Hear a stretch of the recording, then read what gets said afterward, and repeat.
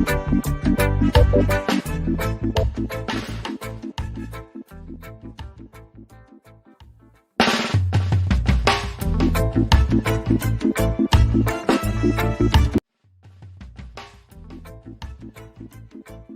day, good day. Thank you for joining us on this. Good day. Thank you for joining us on this, the 105th episode of the Frankly Speaking Jamaica podcast. Issues today include Joel and Silvera murder case, local government elections, Gaza, crime in Jamaica, and Jamaica time. Desmond Richards and Winnie Anderson-Brown are with us again today. Mary White is off this week. Doing the technical and graphic support is Joshua Black. Welcome to you, colleagues. This is a reminder to you viewing live that you may comment or ask a question while we speak. And just a reminder, this video will be posted on the Frankly Speaking Jamaica YouTube channel and will be available right after this program. Please share with your friends.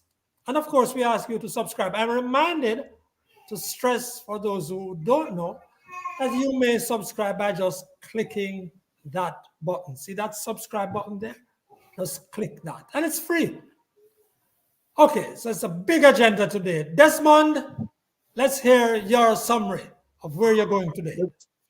Good afternoon to viewers and listeners. Yes. Well, this week I want to look at the Palestinian-Israeli conflict, Gaza conflict. I don't know many of you, but they know that the ICJ, the International Court of Justice, issued a judgment on Friday. Not a complete judgment, right? But they came out with something. I am dissatisfied with the judgment. Then after that, you know, we are approaching elections and the political parties are active to get their supporters out. The date, I am expecting that the date should be announced next week. Yes, this week. This week, of course, this week. This coming week, yes. And of course, how can your first part of February, yes. Yes, and of course, I cannot avoid talking about the crime situation in Jamaica. The blood continues to flow. Okay, all right. We come back to you very shortly, Desmond. And Winnie, over to you. Yes. Today, I am going to focus on this thing called Jamaica time. There's no such thing, I contend. There is Jamaica time, no? There's no Jamaica time. There's Eastern Standard Time, and we only have two categories of people in Jamaica: those who respect time consistently and those who respect time conveniently. I'll talk more about those two groups of people. Beautiful. Well, I want to speak about that first court appearance by former West St. Mary MP Joel Silvera and actually the judge's response to the media and family of his at that occasion.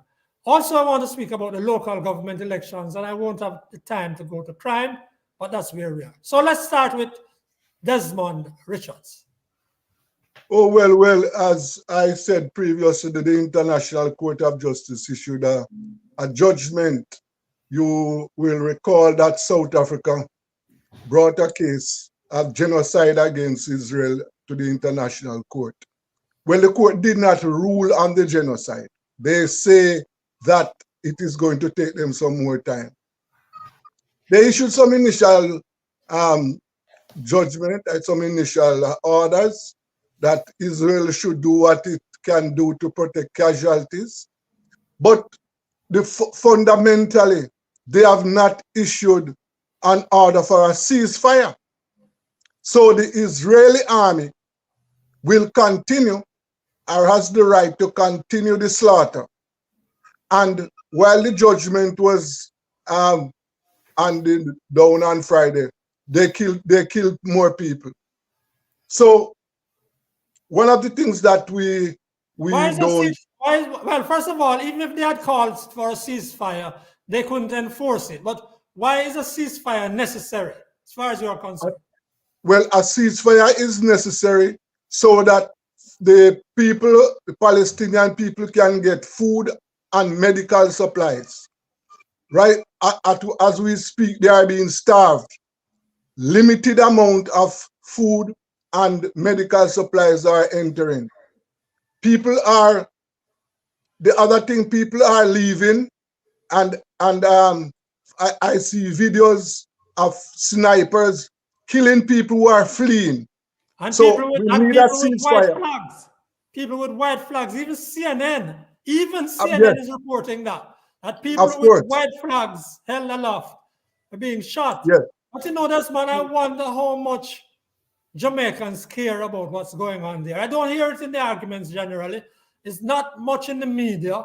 On occasions, when media, of course, they go to CNN, who's reporting on the on the Israel-Gaza conflict is abysmal. CNN, I'm sure that by now people who really want to know what's happening turn to Al Jazeera. But CNN and BBC, to a lesser extent, their reporting on it has been abysmal. But I wonder how much Jamaicans care about the what's happening there. Well, Jamaicans, we have a position, a position that supports progress. No, but you are right, because the media, and that is our responsibility. The Jamaican media is not informing the Jamaican public about the atrocities taking place in Gaza. They are not doing that. And one of the things that I know, is that just like how the international media, as you know, is controlled by a few people who are in support of Israel. Now, the Jamaican media is not controlled by Israeli interests, but they have not taken on this position. One of the things that our local media has not been doing, our local media has not been focusing on issues that affect deprived people in the world, right? We have not been doing that, right? And therefore, this is one of the cases where as journalists, we are not honoring our responsibility to the people to keep them informed, right? So, Winnie, what do you see? What do you see from where you are with regard to Gaza? If you'd love to share that. What I can say, I wanted to comment on what Desmond just said about Jamaicans not being interested because Jamaicans took on the apartheid. Jamaicans took on that. Jamaicans took that on. But I did not say Jamaica. I did not say that, Okay, tell me what you said. I may have misunderstood. I am saying that Jamaicans, historically, we are people who support progressive movements. Okay. Right. Okay.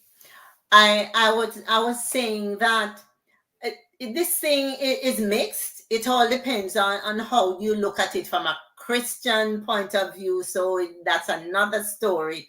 If you believe that the Israelites are God's people and you go back to Bible days, this is so complex that I won't take the stand on this now, because it will take you off track. Okay. All right. Yeah. Okay. And that is also an issue that is really knotted, but never mind. Winnie, let's take your Jamaica time, at least your first shot of it right now. Okay, what I'm saying is that this thing called Jamaica time is non-existent. We have, the saying is there, but if you look at the reality of the situation, you have those people. Every Jamaican respects time, respect their own time. And if you want to see whether or not Jamaicans respect time, go to a bank early in the morning. A bank that opens at 9, what is there? A line is there before the bank opens. And if one of them ever look on their watch, they don't care about the security's watch, and it is 9 o'clock, for example, then you hear things like, oh, what's the going with today? No, so me have to go work. So they pay attention to that. And when 5 o'clock comes, if the place closes at 5, you walk in there 10 minutes to 5 or 15 minutes to 5. Every Jamaican knows it's close to time to go home. And when Jamaicans have an appointment at the U.S. Embassy, they are there. If it's 7 o'clock in the morning, they will sleep in Kingston just to be there. So it is not true to say that Jamaicans do not respect time generally. There are those who respect time conveniently and those who respect time consistently. These are the two groups. I will pause there for now. Okay. All right. Well, that's interesting because there are many Jamaicans who have a cavalier attitude to time generally, but we will come back to that, as you've said, Winnie. I want to turn to last week, Thursday, Supreme Court Judge Winnie Graham Allen barred the media from observing the first court appearance in the Home Circuit Court of former MP Joylan Silvera, charged with the murder of his wife, Melissa. The judge says she was exercising her discretion. She did so without explaining why and what for. Now, Justice Graham Allen offered that she may allow the media later on. Rightly, journalists and the Press Association of Jamaica, who represents them, and the Media Association of Jamaica, who are managers and owners of the media, hit out hard against the action of the judge. Let's just try to understand that we have a constitutional guarantee for open court here in Jamaica, in which any man or woman wanting to hear and see what's going on in our courts has been able to and should be able to just walk into the court. Of course, there have been some circumstances set by some police officers in charge of courts and sometimes the court officers which intimidate people. But that is for another matter and for another time. Now, we know, of course, that there are particular cases or parts of cases where this may not be possible. It may not be possible for everyone to see the course or for the media to be reporting on specific details in the case. In addition, judges have often asked reporters or instructed reporters not to divulge certain information coming out of cases before the courts. And this has been done. Reporters have generally followed these instructions, as in the Klansman case late last year. So you see, this is not so much about the media, but it's about justice and the right of every Jamaican to know what's going on. Now, the Silvera case has attracted a lot of attention, understandably. There's been a lot of nastiness about it too on social media, tremendous amount of nastiness. And I grieve for the children hurt in this. There's a lot of anger too over the circumstances. And there is allegations. A judge should be aware of that and that the searchlight of the media can only help in transparency and probing for the truth. Now you see, viewers and listeners, every man or woman can't attend the court. Doesn't necessarily want, even if he has an interest in it, can't come from Westmoreland or even from St. Anne or Clarendon to go to the court. They don't have the time, don't have the arrangements. That's why the media and the representatives are there. When a judge slams that door, it's slammed in your faces. So I think it's clear that the judge will be more sensitive to all of this next time. Okay, Desmond, want to send you on to your second issue. Is he there? Desmond is looking at us sideways now. Right. Winnie, you wanted a comment? No, I was just saying Desmond was not Okay, okay. positioned. Desmond, there you go. Yeah. Where's Desmond? He's Where is he? All right, he's okay. disappeared. Okay. Okay. Let When me you want to finish up take it your away. Yes, point, let me take it please. away. I am suggesting that this attitude to time, this cavalier attitude that some people have to time, you have more people in the upper echelon of society with that attitude. It's Is like that so? yes, there's something called fashionably late. Haven't you had to wait for dignitaries to appear?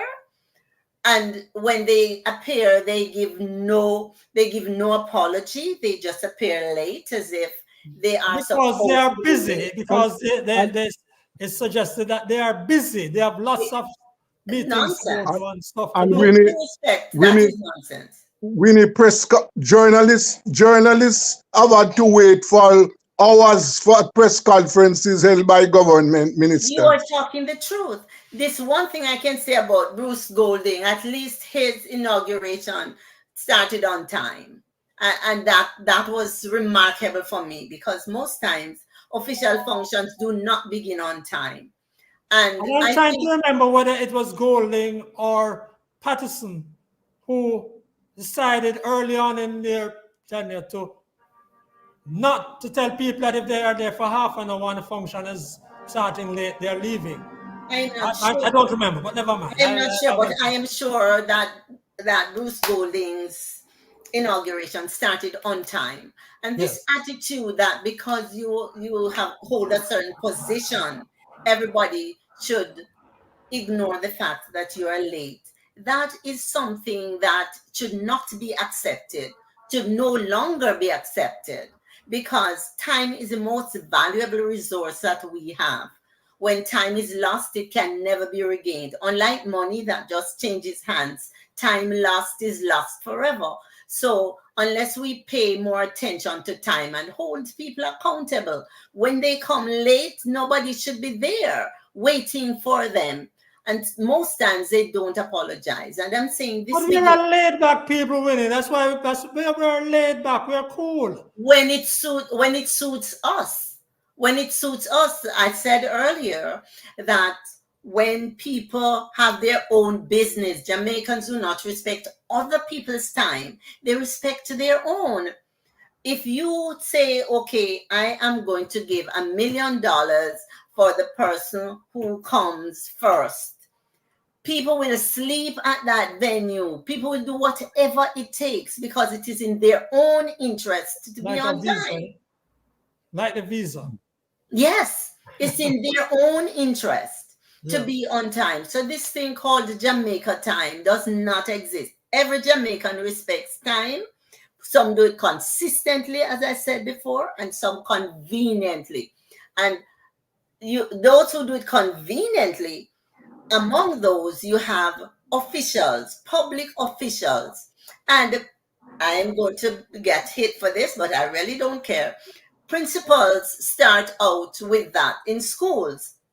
They disregard the time that is set for devotions. If they feel to preach that day, they will take up the first period of the day and no one should say anything about that. Bad habits from early.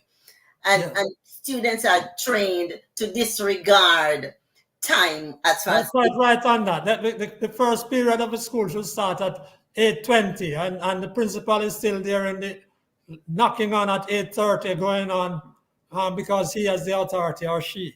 that is it. So it begins from that early stage, and unless we do something about that, I don't think that we are on the path to where we want to go unless we pay attention to the most important resource we have, and that's time. Desmond, your time, Mr. Desmond, your time. Not taking any more out of your time, Mr. Desmond. You go ahead, Yes, brother. yes, sir. And I said I cannot avoid the crime problem again. This is the number one problem facing the country, listeners and viewers. I'm sure that almost the crime has affected. Well, Sir Desmond, I have to correct our friend who has put up this major crime issue because crime is down, Mr. Joshua. crime is down this year. Your diagram there showing crime is up. But Mr. Desmond, go ahead, brother Desmond. Go ahead. I'm sorry.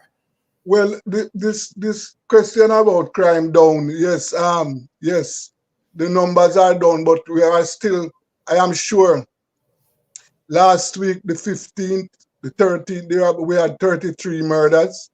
And I'm sure since then, we are close to 50 murders now. And we might end up with 50 murders this January. That's too much. And just Desmond, this it is weekend. too much. And I'm thanking you for bringing it up again, because as I pointed out in the first podcast we had for this year, when I was knocked over by the numbers in New York, city of 9 million people, and last year they had 395 murders. 395. And we in Jamaica had 1,393. Our 3 million population. We have nearly 3 times their numbers. It is amazing. There's no it is disgraceful. Yes, and we have there's to no excuse. There is no excuse. And the gunmen are indiscriminate. Just this weekend there, I think it was Friday, they ran down a 9-year-old boy in Clarendon and gunned him down. And then I think his mother is still in the hospital. 7 were shot in Westmoreland at a party. And 2 murdered. Yes. And 2 were murdered up in Nannyville there yesterday. And I'm sure there were more murders. Every weekend there is a... There are more. We just reported one in the North Coast Times in Ocherius where a man just shot another man in a fast food place. The quarrel was over their position in the queue. Okay. That is police murder. Those murders, Desmond. So what is your answer to that? Police can't stop. How is police going to stop all that one down there now? Hello. Listen. Yeah. When you say police can't stop it, you can't. I don't agree with that. I don't agree with like a man going for his gun in his car and coming and shooting the other man. We are not saying we are not saying that we can have a policeman everywhere in Jamaica. Not that. But what I am saying, sir, is that we need to look at the strategies that are being used. The strategies are failing. I would agree with that. Right? Because what we need to do, we need to focus on prevention, right? The last time I spoke with the minister, he told me that they are going to be putting a lot of effort and funds into the social side of crime this year, where I'm looking forward. Because one of the things that you can look at, the majority of the victims are the younger people. And the younger people are the perpetrators, right? So we must do something that will focus on rescuing the youth from the criminal activities. The country must do that. Now, are we going to wait until that is not a simple thing, Desmond. I buy that, and I bought that idea for a while, that it has to be focused on them. Has to be. But it's not an easy. It's something. But we must start. It must be done. It must be done. It must be done. We must start. What I'm saying, we must make a start, right? We cannot continue to count the numbers every year and look at these little 10% down or 12% down. Yes. Every life saved is precious, but my goodness, man, we can't be into hundreds of people being killed in Jamaica every year, 1,200, 1,400. But as you have pointed out several times for the last 20 years, we can't keep doing that.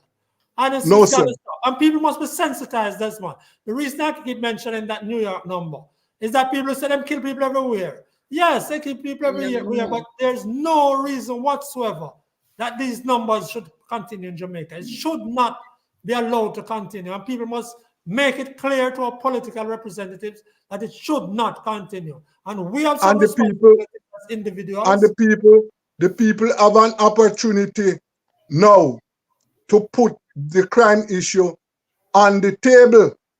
It is local government elections. They are going to be electing local representatives. And therefore, they should be discussing these issues with their councillors who are Which takes us representing. nicely into local government, Desmond. But guess what happened?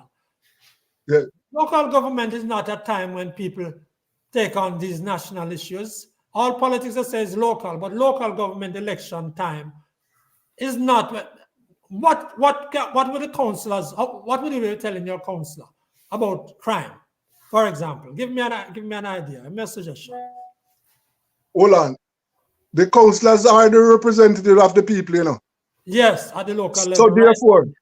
So therefore, and they are the ones who are supposed to be meeting with their constituents on a regular basis. So therefore, have them. It must be a discussion that they must take to the higher level. That is what I'm saying. Sorry, go ahead. The voters should put it on the table as one of the things that they want the councillors in this local government elections to do, to bring the crime matter to their members of parliament, to the higher authorities. That's what I'm saying. But we don't have a system. We don't have a system like that. Nobody cares what the people on the ground have to say. It's about we vote for people to talk for us. We don't have a system where the issues that are raised, for example, if I go to my councillor with an issue, is that taken to the parish council meeting, and then where does it go after that? What system do we have in place to make sure that our concerns reach where we want them to go? Very important point, Winnie, and I think it's something that I would love us for us to discuss, whether there's actually a pathway. But the guessing game has started for this local government elections. We're down to the wire now to hold elections by the end of February. Now, I believe that this week, as Desmond said earlier, there will be an announcement. Now, nomination day must be, according to the representation of the People's Act, nomination day must be at least 5 clear days between nomination day, after the announcement of election, the 5 clear days to nomination day.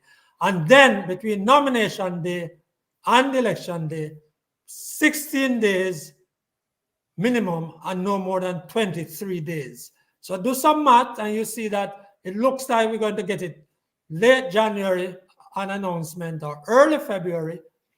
And therefore, the signs are everywhere. Desmond, as we were saying off air, the signs are everywhere. Key government ministers are all over the place.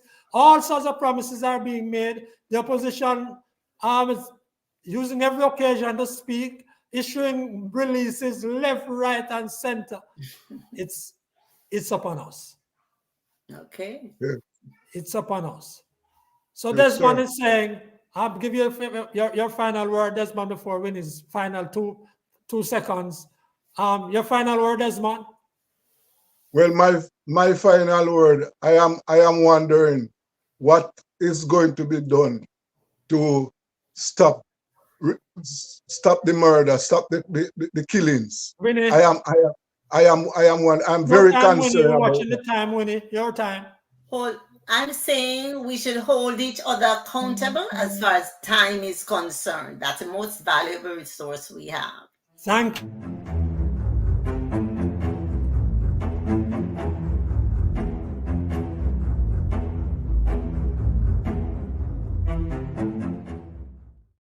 For sharing, and please subscribe. On behalf of Desmond Richards and Winnie Anderson and Joshua Black, I'm Franklin McKnight. Until then.